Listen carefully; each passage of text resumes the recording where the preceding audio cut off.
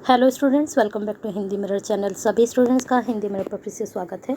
अभी जो कंटेंट लेकर आए हैं श्रीदेव सुमन उत्तराखंड यूनिवर्सिटी के जो स्टूडेंट्स हैं उनके लिए लेकर आए हैं। और यहाँ पर जो कंटेंट हम डिस्कस करने वाले हैं, जो आपकी 7 यूनिट है और उसमें आपकी कहानियाँ हैं, तो उससे संबंधित ये कंटेंट है। इसमें एक आपकी कहानी है आकाशदीप।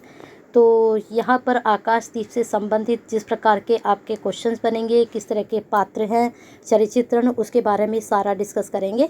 तो बने रहिए हिंदी मिरर के साथ। जितने भी बीए सेकंड सेम के स्टूडेंट्स हैं और जिनके पास हिंदी है, इसको ज़्यादा से ज़्यादा शेयर करें और हमसे ज़्यादा से ज़्यादा कनेक्ट होने की कोशिश करें, क्योंकि हिंदी मिरर पर आपको श्रीदेव सुमन से संबंधित सारी जानकारी इन्फॉर्मेशन आप तक पहुंचती है। रिजल्ट और सभी कुछ, भले ही आपका भी रिजल्ट नहीं है, आप पेपर की अच्छे से तैयारी कीजिए अपने सेकंड सेम के, और जल्दी ही आपके पेपर हैं और जल्दी ही आपको चारों सब्जेक्ट जो हिंदी मिरर की तरफ से तैयार कराए जाते हैं। कल हमने हिंदी का पेपर, हिंदी का जो आपका सिलेबस है वो डिस्कस किया था। अब सारा कंटेंट धीरे धीरे आप तक पहुंचा देंगे।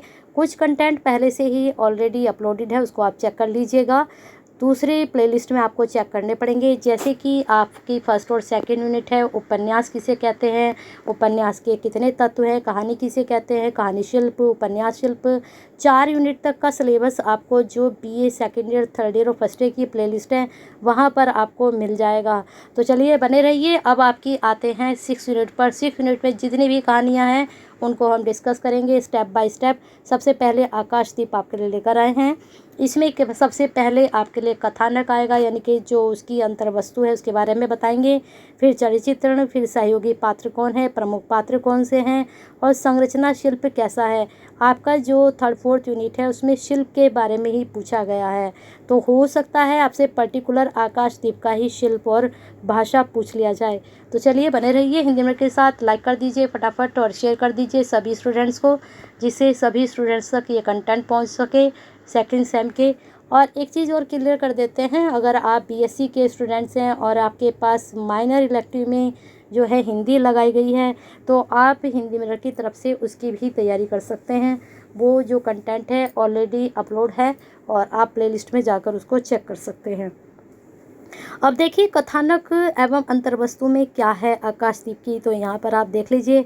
आकाशदीप जो कहानी है वो प्रसाद जी के द्वारा कलात्मक ढंग से लिखी गई है।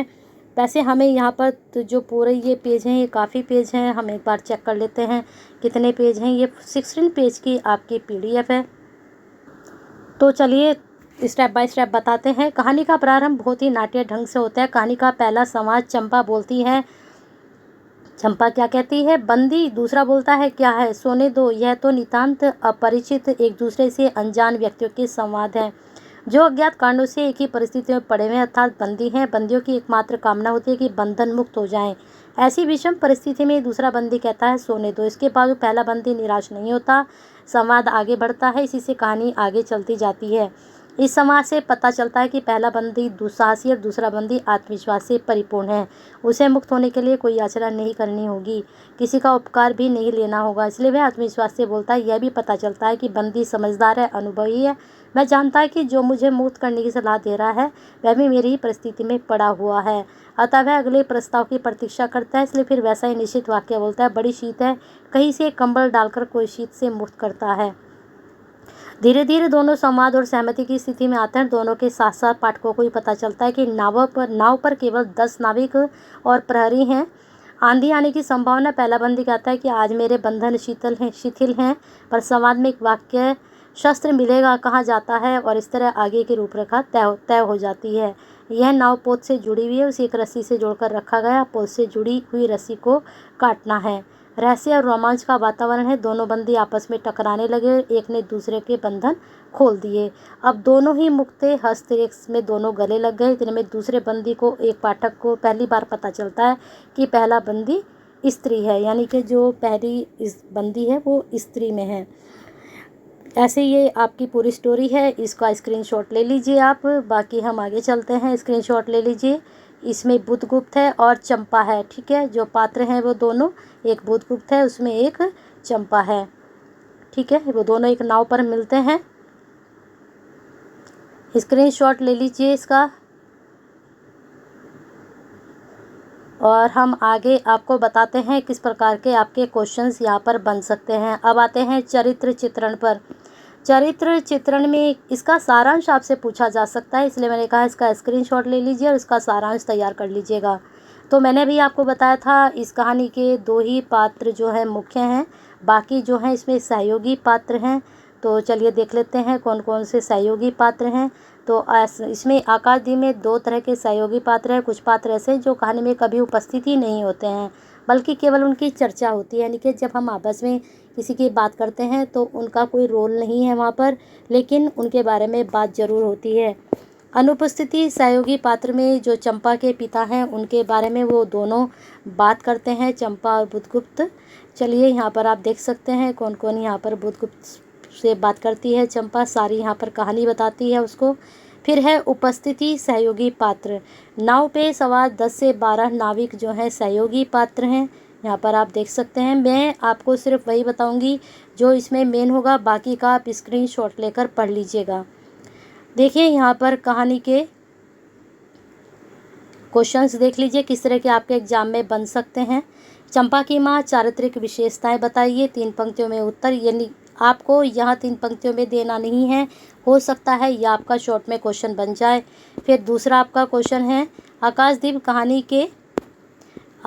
कहानी का सार अपने शब्दों में लिखिए। जैसे कि मैंने अभी आपको बताया था, आपसे सारांश पूछा जा सकता है, सार का मतलब सारांश ही होता है।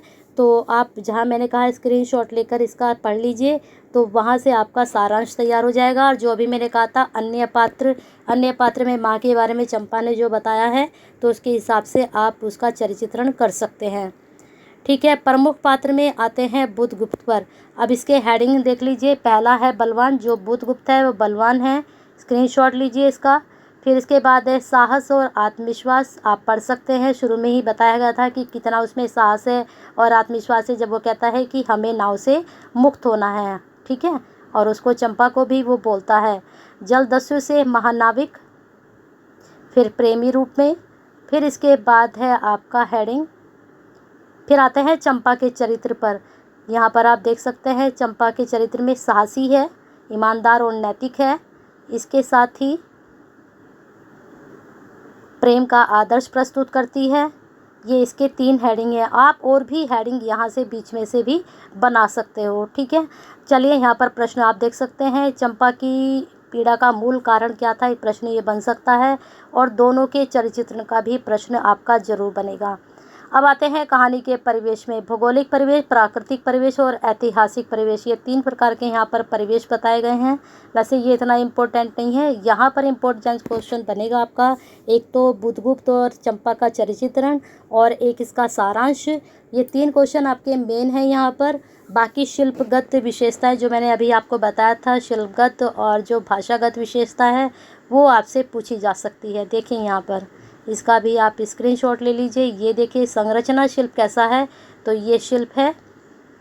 इसके बाद आपका भाषा से संबंधित है, यहाँ पर भाषा का है। ठीक है, ये 2 पेज का है। अब यहाँ पर प्रश्न देखिए किस तरह का बनेगा। आकाशदीप कहानी की भाषा की विशेषता बताइए। आकाशदीप के शिल्प पर विचार कीजिए, या फिर आकाशदीप की जो भाषा है भाषा पर विचार कीजिए, या कथा शिल्प और क्या नाम आपसे भाषा दोनों की विशेषताएं पूछी जा सकती हैं।